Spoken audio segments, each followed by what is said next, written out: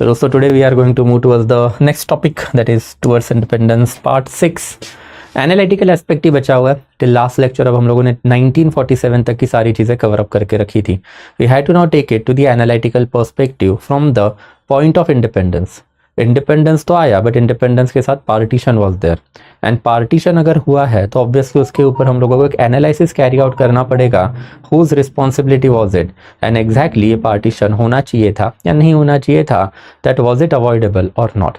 इसी के ऊपर जो अब थोड़ा बहुत आगे बढ़ लेते हैं। तो let's move forward into that, but again आगे जाने से पहले will get access to this PPT on the Telegram channel of us, and if you are having any kind of the question then feel free to ask it to me on the Instagram channel of us guys. तो let's move forward, आगे बढ़ लेते हैं। अब हम लोगों ने independence तक की सारी चीज़ें इलैबोरेटली कवर अप करके रखी। हमने politics starting from we can say 1857 onward cover up किया था।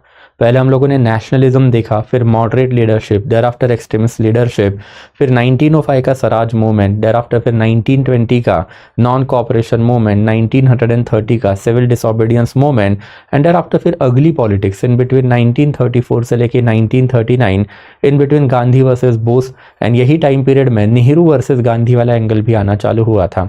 एंड फ्रॉम 1939 1940 से लेके 1947 में फाइनली राइज ऑफ जिन्हा and with in Indian national Congress fall of Mahatma Gandhi and rise of Nehru Patel. ये सारी चीज़ें हमने इलैबोरेटली कवर अप की, और हमने ये भी देख के रखा हुआ है कि कैसे जिन्हा ने विथ इज डेफ पॉलिटिक्स और shrewd politics we can say India का पार्टीशन विथ इन 7 ईयर करवा भी दिया। अब ये पार्टीशन अगर हुआ है तो सबसे पहले हम लोगों को देखना पड़ेगा, इंडिपेंडेंस आया अच्छी चीज़ है, but independence with partition is something that hurt even majority of the Indians today. तो उस जमाने में भी ये डिबेट चली कि एग्जैक्टली ये रिस्पॉन्सिबिलिटी ऑफ पार्टीशन किसकी होनी चाहिए। अब 1947 के बाद का जो इंडिया था, ये 1947 के बाद के इंडिया में कांग्रेस रूल था, तो ऑब्वियसली कांग्रेस ने सारा जिम्मा जो है British and after we can say Muslim league के ऊपर फेंकना चालू किया कि पार्टीशन की responsibility is not of Indian national Congress, but हमने इलैबोरेटली देख के रखा हुआ है कांग्रेस इज इक्वली रिस्पॉन्सिबल। जितनी रिस्पॉन्सिबिलिटी ब्रिटिशर्स की है, मुस्लिम लीग की है, कांग्रेस की भी उतनी रिस्पॉन्सिबिलिटी है, because always remember the genesis of right wing politics in our countries Indian national Congress. Congress ने मास पॉलिटिक्स चालू किया, कांग्रेस ने रिलीजियस नेशनलिज्म इंडिया में लाया, एंड कांग्रेस ने हमेशा कांग्रेस को ब्राह्मण क्षत्रियों के अंडर रखा हुआ था, जिसके वजह से जो प्रॉब्लम हुए अंबेडकर वर्सेस कांग्रेस, जिन्हा वर्सेस कांग्रेस, ये अब हमने इलैबोरेटली कवर अप करके रखे हुए हैं। But the earlier point of view was quite plain and simple कि कांग्रेस ने सारी रिस्पॉन्सिबिलिटी उठा के जिन्हा के सर पे एंड ब्रिटिशर्स के सर पे मार दी कि Jinnah and after Britishers were responsible for this partition. Jinnah के पहले Britishers we can say it was Britishers जिन्होंने सबसे पहले divide and rule politics India में लाया। हमने ये चीज इलैबोरेटली कवर अप करके रखी है कि what is divide and rule. And divide and rule politics जो ब्रिटिशर्स ने लाया हुआ था, इसमें पहले इन्होंने हिंदूज को सपोर्ट किया, लेटर ऑन इन्होंने मुस्लिम लोगों को सपोर्ट किया, and over a period of the time ये मुस्लिम लोगों को जो सपोर्ट इन्होंने किया उसमें फिर separate electorate was there, and separate electorate के साथ साथ अल्टीमेटली लीग 1940 ऑनवर्ड जैसे ही टू नेशन थियरी लेके खड़ी हो गई, तो टू नेशन थियरी को भी इनिशियल लेवल पे टैसिट अप्रूवल वाया लिनलिथगो का August 1940 and thereafter Wavell plan 1945 में हमको दिखाई भी देता है। तो कांग्रेस का वही कहना था कि देखो भाई सब कुछ जो है ये Muslim League and thereafter Britishers ने किया हुआ है, कांग्रेस का इसमें कोई हाथ नहीं है। एंड देयर आफ्टर फिर basically we can say that कि कांग्रेस ने सिर्फ इतना ही वी कैन से ये एक्सेप्ट भी करके रखा था कि मुस्लिम लीग के साथ उनका एक जो प्रॉपर रिलेशन मेंटेन होना चाहिए था वो नहीं कर पाए, एंड दैट्स व्हाई फिर अल्टीमेटली रिलेक्टेंटली उन लोगों को पार्टीशन पे एग्री करना पड़ा thanks to direct action day. But Congress का ये व्यू पॉइंट हमने हमेशा ही देखा है कि it was by and large accepted when Congress government was there. अब 1970s 80s ऑनवर्ड जब कांग्रेस गवर्नमेंट जानी चालू हो गई एंड ऑपोजिशन का राइज हुआ, तो एक नया व्यू पॉइंट हम लोगों को इसके ऊपर दिखाई देता है कि कांग्रेस की भी उतनी ही रिस्पॉन्सिबिलिटी रही है। एंड ये particular view point in fact Pakistan में एवर सिंस 1947 से ही चला है। पाकिस्तान के जो हिस्टोरियन है उसमें one of the biggest name is Ayesha Jalal. उनका हमेशा ही ये कहना है कि actual responsibilities of Nehru Patel and Gandhi के ऊपर आयशा जलाल ने जो एलिगेशन लगा के रखे हुए थे, हमने इलैबोरेटली कवर अप किए थे कि 1937 से लेके 1939 के बीच में इंडियन नेशनल कांग्रेस ने जो मिनिस्ट्रीज बना के रखी थी, under government of India act 1935, जिसमें टोटल इंटरनल ऑटोनॉमी भी मिली। Out of 11 provinces in India at that period of the time, 9 provinces में कांग्रेस का गवर्नमेंट था। एंड ये 9 प्रोविंसेस में क्या एग्जैक्टली ग्राउंड लेवल पे हमने देखा था, आयशा जलाल ने एलिगेशन लगा के रखा था कि एक parliamentary sub committee Indian national Congress ने बना के रखी थी in order to carry out collaboration in between multiple ministries that were there. And ये पार्लियामेंट्री सब कमेटी के चेयरपर्सन हुआ करते थे Sardar Vallabhbhai Patel. And that is how ultimately right wing politics India में इंप्लीमेंट हुआ। हिंदू महासभा हो सकती है या फिर even other right wing organisation ground level पे जो थी, उनको एक खुला हाथ दिया गया कांग्रेस के through. Majority of the Congress leadership वैसे ही राइट विंगर रहे हैं उस जमाने में, हमने देखा था। एंड फिर लोकल लेवल पे विद्या मंदिर स्कीम हो सकती है, लोकल लेवल पे अल्टीमेटली फिर we can say music before the mosque वाली मूवमेंट हो सकती है। लोकल लेवल पे जहाँ जहाँ पे राइट्स हुए वहाँ पे हिंदू फेवरिज्म हो सकता है। ये कांग्रेस ने एक्चुअल में उस जमाने में किया हुआ था। इसी के वजह से फाइनली 1939 में मोहम्मद अली जिन्ना started to become extreme communalist. ये एक्सट्रीम कम्युनलिज्म में जो मोहम्मद अली जिन्ना का कन्वर्जन हुआ था, इसके ऊपर भी हमने बातें करके रखी थी कि exactly what transpired for Mohammad Ali Jinnah. And 1939 में हमने देखा हुआ था कि जो 22 दिसंबर 1939 को day of deliverance Mohammad Ali Jinnah ने सेलिब्रेट करवाया across India, that was the beginning of the extreme या फिर वी कैन से मास पॉलिटिसाइजेशन ऑफ जिन्ना। उसके पहले जिन्ना खुद मॉडरेट हुआ करते थे, पिटीशन पॉलिटिक्स खेलने में यकीन रखने वाले हुआ करते थे। But after 22 December he could actually see the power of the people. And यही पावर ऑफ द पीपल को अब हार्नेस करने के लिए फिर जिन्ना ने 1940 में अपना जो 2 नेशन थियरी जो है दे के रखा था। 2 नेशन थियरी का बेसिक पॉइंट हमने पहले ही देखा था कि no matter whatever socio political program of any political party is, experience suggest that in India a Muslim is going to vote for his co religionist, a Hindu is going to vote for his co casteist person. And if that is the scenario then we have to accept ना, India में अब 2 nation हैं। हिंदू बंदा कभी मुस्लिम के लिए vote नहीं करेगा, मुस्लिम बंदा कभी हिंदू के लिए वोट नहीं करेगा। हिंदू बंदे को इंडिया में हिंदू राज चाहिए, मुस्लिम बंदे को इंडिया में मुस्लिम राज चाहिए। तो let's divide this particular country, carry out partition, and thereafter we can live peacefully together. We can have that kind of the scenarios in future. And यही से अल्टीमेटली फिर जिन्ना का जो अगली politics over a period of the time चालू हुआ वो भी हमने देखा, which culminated with the direct action day which he celebrated in 1946। Whatever the case might be, Ayesha Jalal and इनके पहले के जो पाकिस्तानी हिस्टोरियन रहे हैं उन सभी ने हमेशा ही कांग्रेस को जो है ब्लेम करके रखा हुआ था। एंड कांग्रेस एक्चुअल में ब्लेम के यहाँ पे लायक भी है, we can say that, because it always started with Congress. Congress ने सबसे पहले नेशनलिज्म का सपना देखा, but unfortunately nationalism ultimately Congress ने जो है हिंदू नेशनलिज्म क्रिएट किया। हिंदू नेशनलिज्म का मतलब क्या होता है, how Tilak was responsible for that, वो हमने देखा हुआ है। Congress ultimately failed to inculcate any relation with Muslim League. In fact it was Muslim League, हम लोग बोल सकते हैं, we have a credible evidences ना, जिन्होंने 1912 के अपने कैलकाटा सेशन में कांग्रेस का ही स्वराज वाला एजेंडा एक्सेप्ट करके रखा था। तभी से अल्टीमेटली मुस्लिम लीग कांग्रेस के करीब आना चाह रही थी, Congress was not allowing it. Finally हमने ये देख के रखा हुआ था कि मुस्लिम लीग ने ही 1916 में कांग्रेस को जब कांटेक्ट किए, तब जाके फिर 1916 का लखनऊ सेशन हुआ। लखनऊ सेशन में अल्टीमेटली फिर जो पैक्ट हुआ, वो पैक्ट में Congress accepted certain demand of the League and League accepted demand of the Congress. एक जॉइंट डिमांड ब्रिटिशर्स को भेजी गई। Thereafter again it was Muslim League जो 1927 में नेहरू रिपोर्ट के टाइम पीरियड में कांग्रेस के साथ आई हुई थी। मोहम्मद अली जिन्ना ने एक वर्चुअल स्प्लिट करवाया पॉलिटिकल पार्टी में, मुस्लिम लीग में। Shafi faction became different, Mohammad Ali Jinnah का फैक्शन बिकेम डिफरेंट। एंड ये स्प्लिट के बाद ultimately it was Mohammad Ali Jinnah जो कांग्रेस के पास गए थे, but ultimately Congress fail to reconcile with the Muslim League. तो जो फेलियर ऑफ द रिकंसिलिएशन है, ये भी तो उतना ही इंपॉर्टेंट है। मुस्लिम लीग ऑलमोस्ट 30 साल के लिए आपके आजू बाजू में घूम रही थी, एंड फाइनली इसके ऊपर कांग्रेस ने जो हाईनेस मिस्टेक करके रखी थी, that is supporting Hindu politics. ये हिंदू पॉलिटिक्स कांग्रेस ने हमेशा ही सपोर्ट करके रखा हुआ है। You can blame it on Gandhi, Gandhi ji का राम राज्य, गांधी जी का हिंदवी स्वराज्य, गांधी जी के close association with right winger political leadership in our country, Gandhi ji का राम राज्य। तो ये सारी चीजें जो है ये हिंदू पॉलिटिक्स के सपोर्ट में रही है। अभी हमने सरदार वल्लभ भाई पटेल के ऊपर भी वो रिस्पॉन्सिबिलिटी फिक्स करके रखी हुई है कि इन बिटवीन 1937 से लेके 1939 के बीच में एक सर्टन प्रो हिंदू पॉलिटिक्स हम लोगों को इंडिया में दिखाई दिया है। तो considering all this particular aspect Congress भी उतनी ही ब्लेम के लायक है, एंड दैट्स अ कंक्लूजन में आपको हमेशा न्यूट्रल रहना है। The politics of partition was actually started by the Britishers and taken forward bye Congress and Muslim league together. Congress and Muslim league की पॉलिटिकल लीडरशिप में इतनी ज़्यादा खाई हो गई, इतना ज़्यादा गल्फ हो गया over a period of the time कि that particular gulf was widen beyond any redemption. ये पर्टिकुलर स्टेटमेंट जिन्हा का ही है, जिन्हा ने 1939 में मोहम्मद अली जिन्हा को, सॉरी नेहरू का है, नेहरू ने 1939 में जिन्हा को एक खत लिख के रखा हुआ था, एंड वो खत में या फिर लेटर में उन्होंने क्लियरली लिख के रखा था कि gulf between Hindu and Muslim community has widen beyond any redemption, and if we do not work together for the, you can say that कि to bridge that particular gap, then obviously this particular gulf might result into disaster for our country, and वो disaster within 7 year आया, that is 1947 में। whatever the case might be, we can clearly say Congress is equally responsible। जब तक कांग्रेस का government था, कांग्रेस ने responsibility कभी अपने सर में ली ही नहीं, और वो क्यों लेंगे, गवर्नमेंट है उनके पास, they were in power. But obviously हमने देखा है कि कांग्रेस ने ताली पहले बजाई है, एंड देयर आफ्टर फिर मुस्लिम लीग ने ताली जो है वापस से रिटर्न कर दी।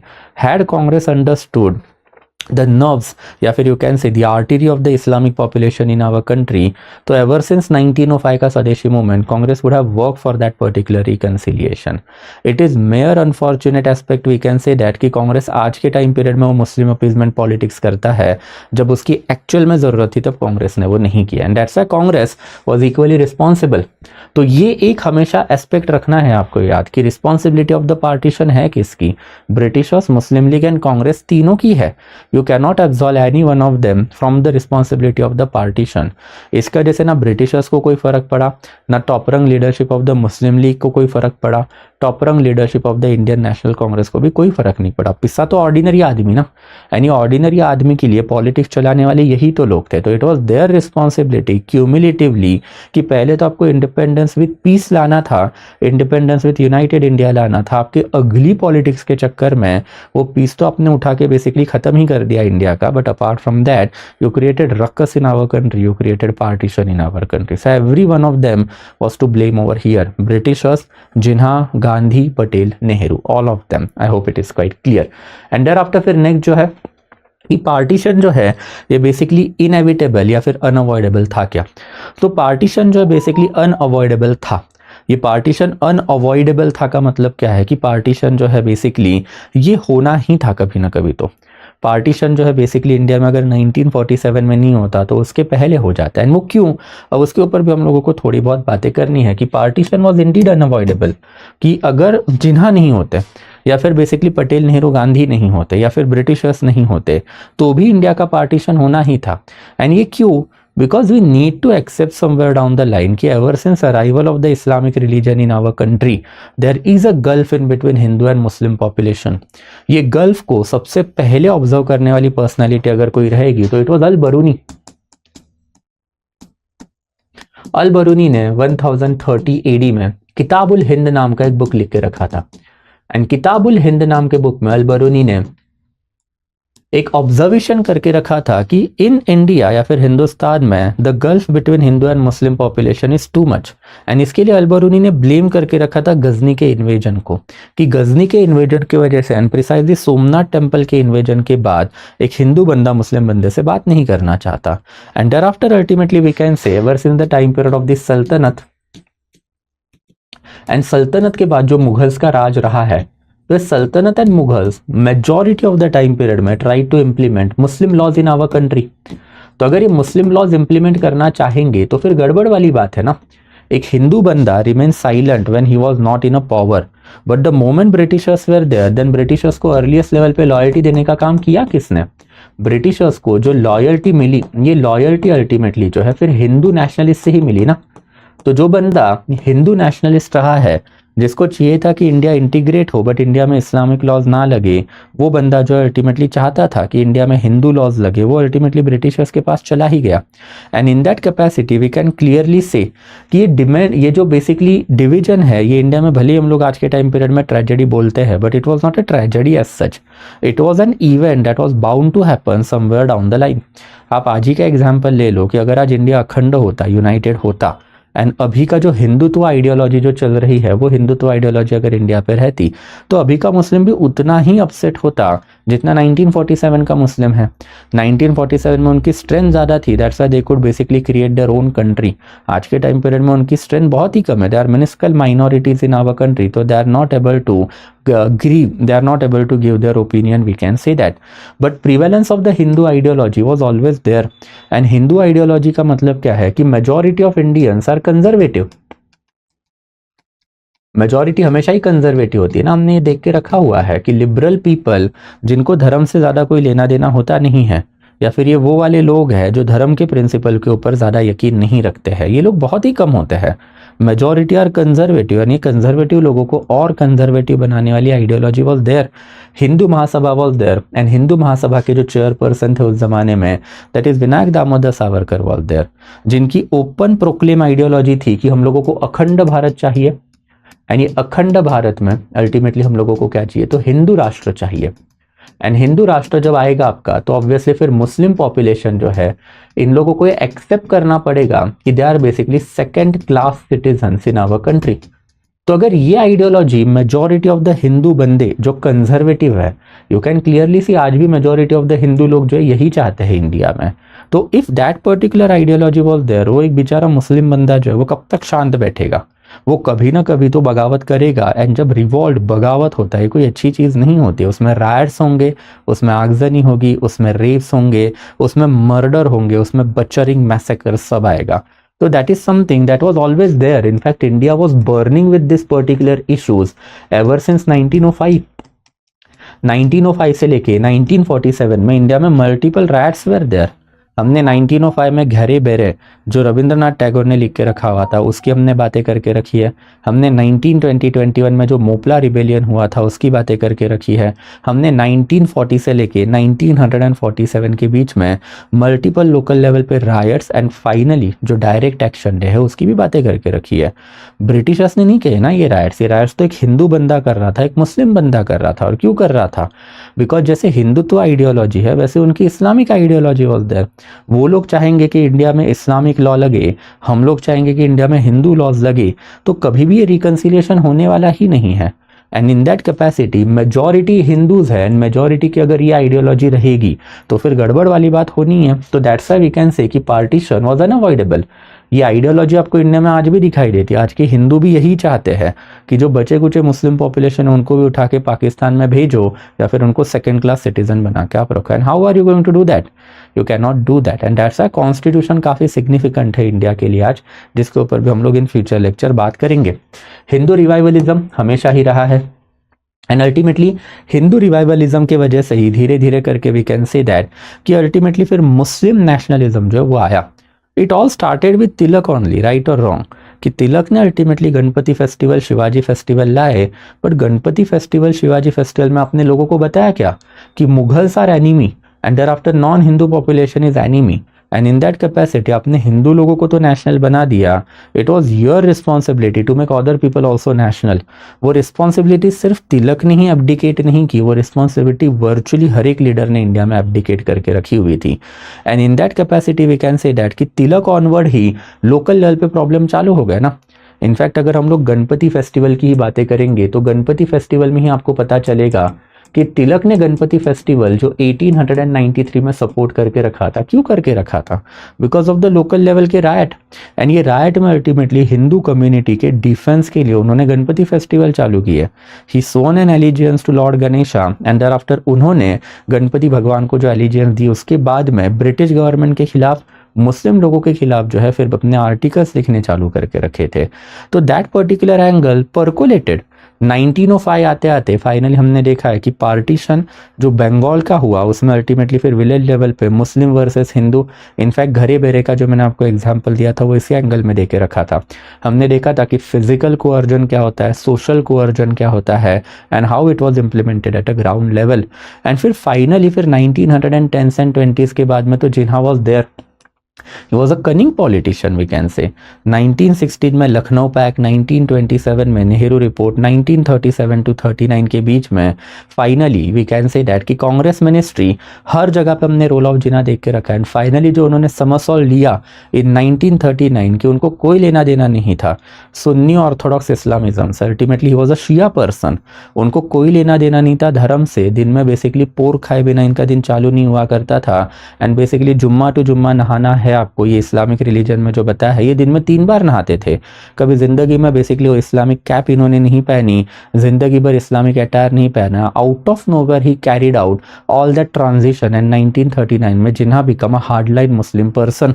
एंड अल्टीमेटली फिर जिन्हा ने जो चीजें की वो तो हमने इलेबोरेटली देख के रखी हुई है कि 1940 ऑनवर्ड जो बेसिकली दूसरी ताली आई कि 1940 के पहले अल्टीमेटली ये लोग दैट इज हिंदू नेशनल जो है वो अपने लेवल पे हिंदू पॉलिटिक्स कैरी आउट कर रहे हैं। बट आपके सामने जब इस्लामिक नेशनलिज्म खड़ा हुआ then you had no other alternative. करोगे क्या? एक तो आप बेसिकली बस एक दूसरे को काटते बैठो, एक दूसरे को औरतों के रेप करो, या फिर एक दूसरे जो है बेसिकली उनको खत्म करने के लिए मैसेकर चालू आउट करो, या फिर दूसरा ऑप्शन इज पार्टीशन। एंड वही हुआ अल्टीमेटली कि भाई Jinnah could carry out partition of our country because of that direct action day. And direct action day के बाद तो everything was done and dusted. सिर्फ ब्रिटिशर्स ही नहीं तो इंडियन नेशनल कांग्रेस की लीडरशिप एंड ऑर्डिनरी सेक्युलर है, लिबरल है, it does not matter, but अब सबको पार्टीशन चाहिए था। बिकॉज आपके घर के आजू बाजू में अगर आए दिन मर्डर हो रहे, रेप हो रहे, आप कब तक शान बैठोगे? कभी ना कभी तो you are going to agree with the demand of Pakistan. And finally we can say that कि जवाहरलाल नेहरू जो इनका वही कहना था कि भाई कांग्रेस कभी रिस्पॉन्सिबल है ही नहीं। In fact Jawaharlal Nehru he himself is equally responsible, उनके ऊपर की ये रिस्पॉन्सिबिलिटी तो कम अब एब्डिकेट कर ही नहीं सकते। You were the prime minister of India and in that capacity आप भी एक ज़माने में जो है यही रिलीजियस पॉलिटिक्स करने वालों के साथ खड़े थे। You were standing with Gandhi, you were standing once upon a time with Tilak, you were standing once upon a time with Patel. And जो अल्टीमेटली जो आपसे एक्सपेक्टेड चीज़ें थी एज अ सोशलिस्ट पर्सन तो अल्टीमेटली आप कभी कर ही नहीं पाए ना ग्राउंड लेवल पे। आपने वो चीज़ें आफ्टर 1950 करनी चालू कर दी when everything was done and dusted. But चलो at least we can give credit to Nehru for that purpose कि उन्होंने जो चीज़ें सीखी एंड इम्प्लीमेंट की उसकी वजह से एटलीस्ट इंडिया का एक सॉलिड फाउंडेशन तो बना। अगर वो नहीं बनता तो पाकिस्तान की जो आज कंडीशन है इस्लामिक राष्ट्र के नाम पे वही इंडिया की हिंदू राष्ट्र के नाम पे हो जाती। बट इनका वही कहना था कि मुस्लिम कम्युनलिज्म जो है ये किसके वजह से आया? मुस्लिम लीग के वजह से आया। मुस्लिम लीग ने ऑर्डिनरी लोगों के दिमाग में जो है मुस्लिम खतरे में है या फिर इस्लाम इन पेरिल का जो नारा है वो चलाया। एंड इसमें अल्टीमेटली मोहम्मद अली जिन्ना जो है खुद को एज अ पॉलिटिकल मसीहा जो है वो बेसिकली क्लेम करने लग गए। इनफैक्ट अगर हम लोग जवाहरलाल नेहरू की बातें करते हैं तो Jawaharlal Nehru himself is a very shrewd politician. Apart from that इन्होंने glimpses of world history and after Indian history के ऊपर जो है काफ़ी ज़्यादा अच्छा खासा रिसर्च भी करके रखा हुआ है। तो ऐसा नहीं है कि उनको इंडिया की हिस्ट्री पता नहीं थी। इवन ही वॉज अवेयर कि what was the problem at a ground level, but ultimately was a helpless person till 1947। Even in 1947 आपको ये हमेशा पता है, आपने सुना भी होगा कि Sardar Vallabhbhai Patel should have been the prime minister because majority of the provincial Congress committees had supported Sardar Vallabhbhai Patel. And वो क्यों नहीं करेंगे? Because Sardar Vallabhbhai Patel was a face of capitalism. इनके पीछे टाटा, बिरला सारे लोग खड़े थे। Sardar Patel was the face of right wing politics after Madan Mohan Malviya and Mahatma Gandhi in Indian national Congress. Majority of the provincial Congress committee भी तो ब्राह्मण क्षत्रियों के अंडर ही थी। It was because of the insistence of Gandhi finally Jawaharlal Nehru के अंडर जो सारी पावर आई। एंड जवाहरलाल नेहरू ने वो पावर जो है पोस्ट पटेल दैट इज 1950 में पटेल चले गए, 1951 ऑनवर्ड जो अल्टीमेटली उसको एक्सरसाइज करना चालू किया। एंड तब जाके कांग्रेस, इंडिया, सेक्युलरिज्म ये सारी चीजें आई। बट तब तक अल्टीमेटली ही वॉज ऑल्सो रिस्पॉन्सिबल। एंड ये रिस्पॉन्सिबिलिटी इन्होंने छुपाने की कोशिश हमेशा करके रखी हुई है कि जब बेसिकली अपने ऊपर वो पूरा एलिगेशन आएगा तो आप ऑब्वियसली दूसरों पे ढकेलने की कोशिश करोगे। तो इन्होंने मेजॉरिटी ऑफ द टाइम में यही लिखा हुआ है कि जो भी बेसिकली जो मुस्लिम लोगों में conservative attitude and partition movement चला, इसके लिए 2 इंस्टेंसेस इन्होंने हाईलाइट किए। एक के ऊपर हमने पहले भी बातें करके रखी थी कि मॉपला रिबेलियन या फिर खिलाफत मूवमेंट।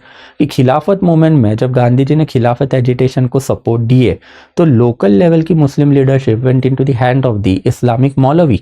तो इस्लामिक मौलवी एंड काजी अगर आपके लीडर रहेंगे तो आप कभी लिबरल नहीं बनोगे, इनफैक्ट आपका धर्म जो over a period of the time conservative बनता ही जाएगा। And on the other hand अगर हम लोग बात करते हैं किसकी, तो मोहम्मद अली जिन्ना की, तो 1939-40 में अल्टीमेटली मोहम्मद अली जिन्ना ने जो अपना अगली पॉलिटिक्स खेला उसके वजह से पार्टीशन हुआ है। But anyways whatever the case might be, Nehru and thereafter Jinnah अगर यही दो रिकंसाइल नहीं हो रहे हैं तो फिर आपका पार्टीशन कभी ना कभी तो आना ही आना है। They were the tallest possible leader, neither in Pakistan nor in India इनके स्टेटस का कोई लीडर आज तक आ पाया है। बहुत बड़े लेवल के लीडर रहे हैं। They were the creator of their own countries and if creator of the countries themselves are not reconciling then obviously फिर कभी ना कभी तो आपका पार्टीशन आना ही था। And that's a partition was always unavoidable, ये हमेशा कंसिडर किया जाता है। बट फिर सेकेंड इंपॉर्टेंट एस्पेक्ट क्या है कि partition was avoidable. Partition avoidable तब होता जब बेसिकली कांग्रेस सुधरता। एंटायर पार्टीशन का जो बेस है, वो सीड्स जो है वो तिलक ने सो करके रखे हुए हैं कि आपने जहां पे हिंदू नेशनलिज्म लाया आपने आप ही के कंट्री के लोगों को बांट दिया। आपने हिंदू अलग बना दिए, मुस्लिम अलग बना दिए। You were the founding father of the mass politics, extremist politics. You were calling yourself as a leader of India and you were calling yourself as a modern person. But फिर हमने तिलक के सोशल व्यू पॉइंट भी देख के रखे हुए हैं, हम लोगों ने तिलक के जो पॉलिटिकल व्यू पॉइंट है वो भी देख के रखे हुए हैं। उसमें अल्टीमेटली हम लोगों को एक्सट्रीम राइट विंग पॉलिटिक्स हमेशा नजर आता है। एंड वो एक्सट्रीम राइट विंग पॉलिटिक्स जो है ये कांग्रेस कभी समझ ही नहीं पाई। पहले तिलक के बाद अल्टीमेटली जब गांधीयन लीडरशिप कांग्रेस में आई तो दोनों ने ये पॉइंट मिस आउट कर दिया कि what exactly you are doing in our country, you are creating division among the population under the garb of the national movement. और ये चीज़ अब हम इलैबोरेट बात कर चुके हैं कि कैसे अल्टीमेटली कांग्रेस जो है इन्होंने इंडिया को इंडिपेंडेंस देने के चक्कर में अपना जो अगली पॉलिटिक्स खेला, इसमें इंडिया में पार्टीशन आया हुआ है। तो ये जो रिसेंट रिसर्च है वो काफ़ी सिग्निफिकेंट रहा है कि रिसेंट रिसर्च में अल्टीमेटली वही प्रूव है कि अगर कांग्रेस में उतना विजडम होता कि वो चीज़ें समझ पाते, अगर उतना basically tact and after audacity होती तो they could have stop Jinnah, they could have stop the partition. But ultimately Congress जो है इन्होंने जो पहले से अवेलेबल प्रॉब्लम है इसको एग्जैजरेट किया एंड लेटर ऑन जब मुस्लिम लीग खड़ा हुआ Congress could not tackle it well and finally we can say that partition हुआ। तो कांग्रेस अगर चाहता तो पार्टीशन अवॉइडेबल था, बट कांग्रेस की अपनी गलतियां थी जिसके वजह से पार्टीशन इंडिया का हुआ।